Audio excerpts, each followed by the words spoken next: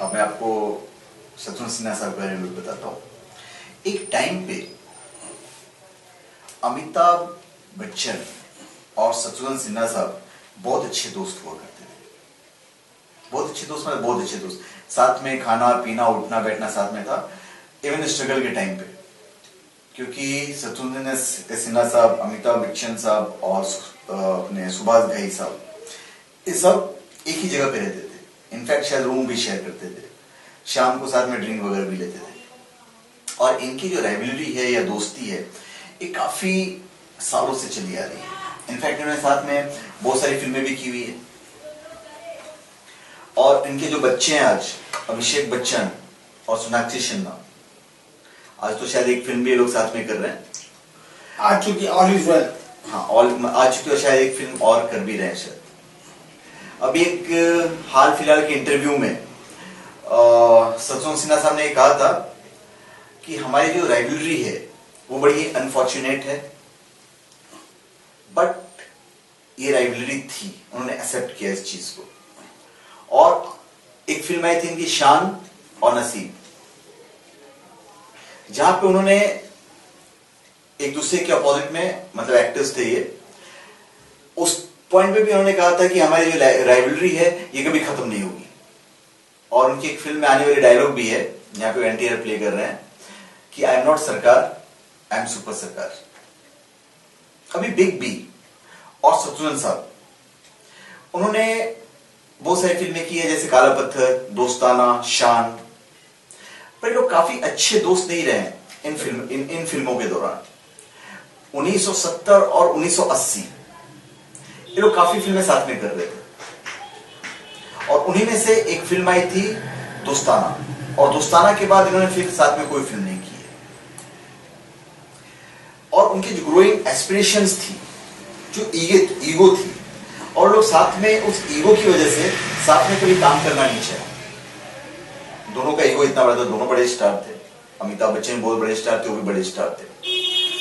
एक multi star movie थी 1980 में बनी थी, वो थी शान।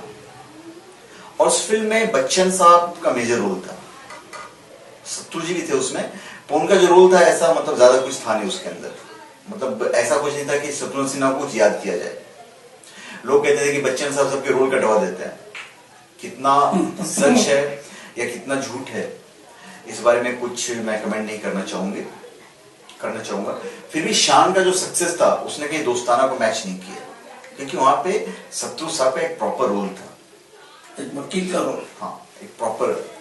और उस फिल्म के बाद, दोस्ताना के बाद, दोनों ने ये डिसाइड किया कि आपस में हम एक दूसरे के साथ काम नहीं करेंगे। ये रमेश सिप्पी ने एक फिल्म शुरू की थी जिसमें अमिताभ बच्चन थे, शत्रुघ्न सिन्हा थे और कमलजीत भी था, शायद कमलजीत थे।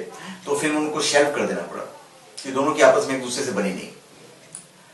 और सब कहते हैं कि अमिताभ बच्चन और शत्रु की जो राइवलरी थी, वो फिल्म काला पत्थर के अंदर दिखती है। इवन जब दोनों साथ में सीन कर रहे थे, तो साथ में सीन करते वक्त इनके जो रिएक्शंस थे वो नेचुरल नजर आते थे, वो नेचुरल नजर आता था उन लोग के चेहरे पर।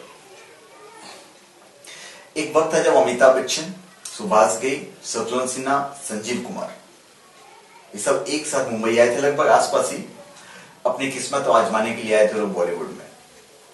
और ये सारे के सारे एक ही जगह पे पीजी में थे। शाम के वक्त सब इकट्ठा होते थे, पूरे दिन में इन्होंने क्या किया ये सारी बातें करते थे, फिर साथ में ड्रिंक भी करते थे। तो एक वो वक्त था। फिर एक घटना ये हुई कि जब इनकी राइवलरी चली रही थी, फिर अभी जब अभिषेक बच्चन की वेडिंग हुई थी, तो अभिषेक बच्चन की वेडिंग के टाइम पे भी इनको इनवाइट नहीं किया गया था। और सबसे बड़ी गलती थी शत्रु साहब की। देखिए, इसे गलती कहिए, भूलना भी कहिए, इसे गलती भी नहीं कह सकते हैं, क्योंकि बड़े लोग ऐसी गलतियां नहीं करते हैं। हर आदमी के अपना एक वो होता है, क्योंकि तो पॉलिटिक्स में जा चुके थे आफ्टर। हाँ, और ये मुलायम जी को सपोर्ट कर रहे थे, तो एक अलग तरह की दोस्ती अलग चीज होती है, तो इसे गलती नहीं कहा जा सकता। फिर बाद में बच्चन साहब ने उनके घर पे मिठाई भिजवाई थी, तो वो मिठाई उन्होंने एक्सेप्ट नहीं किया था। तो उन्होंने जब एक्सेप्ट नहीं किया, तो फिर इन्होंने कुछ ट्वीट कर दिया था बच्चन साहब ने। फिर एक बार आईफा अवार्ड हुआ था, आईफा अवार्ड में भी इन्होंने कुछ कमेंट किया था हमारे शत्रु साहब ने, which didn't go well down with with Amitabh Bachchan. फिर इनकी जो वाइफ थी पूनम सिन्हा, वो रवीना टंडन के फैमिली से काफी क्लोज थी। तो फिर जब मैक मोहन को अवार्ड दिया गया, कि मैक मोहन रवीना जी के मामा हुआ करते थे, तो वहां पे फिर बच्चन साहब ने ये ट्वीट कर दिया था कि मतलब अगर अच्छी दोस्ती है तो उस टाइम पे जो डिसीजन मेकर थी वो पूनम जी थी शायद, तो दोस्ती की वजह से यहाँ पे अवार्ड वगैरह दिए जा रहे हैं। तो इस तरह की बहुत सारी बातें थी जो कभी न कभी दोनों एक दूसरे को ट्वीट कर देते थे, तो ये सब सारी चीजें अच्छी नहीं जाती थी। फिर शत्रुजी जी जो थे वो बहुत ही फ्लेमबॉयंट टाइप के एक्टर थे, उनमें सेल्फ कॉन्फिडेंस बड़ा कमाल का था। वो जब डायलॉग बोलते थे तो एक एक पेज, दो दो पेज, तीन तीन पेज, चार चार पेज के डायलॉग एक साथ बोलते थे। वो लेट आते थे पर डायलॉग जो थे रट्टा मार के नहीं आते थे। उनकी मेमोरी इतनी शार्प थी कि अगर वो 4 पन्ने भी एक साथ पढ़ लें तो 4 के 4 पन्ने को पूरा एक साथ बोल जाते थे। उनको आज तक किसी ने नहीं देखा कि वो डायलॉग को याद करते हो। एक बार आपने सुना दिया, एक बार असिस्टेंट ने सुना दिया, एक बार उन्होंने पढ़ लिया, उनको पूरा डायलॉग बाय हार्ट हो जाता था। और बाय हार्ट डायलॉग को फिर वो अपने शब्दों में जब कहते थे तो उसमें कोई सानी नहीं था। और उस टाइम पे भी एक्टर लोग डायलॉग याद करते थे और ये कभी डायलॉग याद नहीं करते थे। सबसे बड़ी बात ये थी। और दूसरा, वो अपने मेकअप वगैरह में ज्यादा वक्त नहीं लेते थे।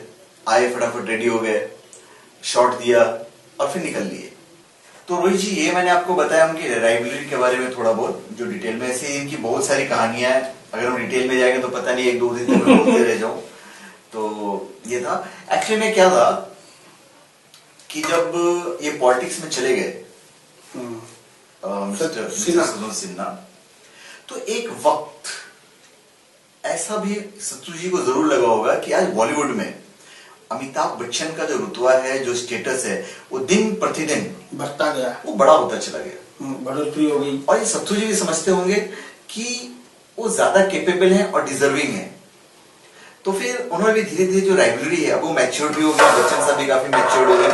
तो एक लगा कि नहीं ठीक है यार, वो अपनी एक मुकाम बना रहा है, और वो भी जाके पॉलिटिक्स में एक बड़े मुकाम पे हासिल कर लिया उन्होंने, जहां पे बच्चन साहब फेल हो गए। पॉलिटिक्स में तो बच्चन साहब भी गए थे, तो वहां वो जाके फेल हुआ। तो ये चीज तो शत्रुजी को भी रियलाइज हुआ होगा कि कहीं ना कहीं चलो ठीक है, क्योंकि फिल्म इंडस्ट्री में अगर हमारे मतलब बॉलीवुड में जाए तो सबसे ज्यादा जो सक्सेसफुल स्टार रहे हैं पॉलिटिक्स में, वो शत्रुजी रहे हैं और सुनील दत्त साहब रहे हैं। बराबर। आनंद जी, क्या फिर आपको लगता है शत्रु सिन्हा जी और शॉटगन और अमिताभ बच्चन साथ में नजर आएंगे एक पर्दे पर? देखिए, इस बारे में अमिताभ बच्चन जो है, उन्होंने एक डिग्निफाइड साइलेंस जो है, उन्होंने एक साइलेंस मेंटेन करके रखा हुआ है। जबकि अपने जो शत्रुजी हैं, कभी न कभी एक हल्का सा व्यंग जो होता है ना, कभी कभी छोड़ देते हैं वो, ठीक है। तो अभी जब भी शत्रुजी से पूछा जाता है कि क्या बच्चन साहब के साथ काम करेंगे, तो शत्रुजी का बड़ा डिप्लोमेटिक जवाब होता है कि हमने तो कोई मना किया ही नहीं है, ये तो अब उनसे पूछिए जाके, हमें तो उनके साथ काम करने में कोई इश्यू नहीं है, उनके ऊपर है कि वो हमारे साथ काम करते हैं कि नहीं।